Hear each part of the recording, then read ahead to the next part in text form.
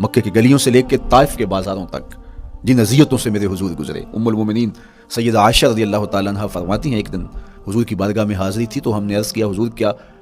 احد کے دن سے سخت دن بھی زندگی میں کبھی گزرا ہے؟ صحابہ کی نظر میں اس دن سے سخت دن کبھی زندگی میں نہیں آیا، اس لیے کہ جب 70 صحابہ کی لاشیں پڑی تھیں، حضور کے چچا حضرت امیر حمزہ شہید کر دیے گئے، اور نہ صرف انہیں شہید کیا گیا، ان کا مسئلہ کیا گیا، اعضائے بدنیاں کاٹ دیے گئے، ناک کاٹ لی گئی، زبان کاٹ لی گئی، بدن چیر کے کلیجہ نکالا گیا، اور پھر ان اعضاء کا ہار پرویا گیا، اور ہندا نے گلے میں ڈال کے رقص کیا، آنکھوں میں نیزے چبھوئے گئے. تو یہ دردناک دن تھا. تو حضور کے سر انور پہ سفید رنگ کی پٹی بندھی تھی اور چشمان رحمت میں آنسو تھے، اور بار بار فرماتے تھے ما فعل امی، میرے چچا کی کہانی سناؤ.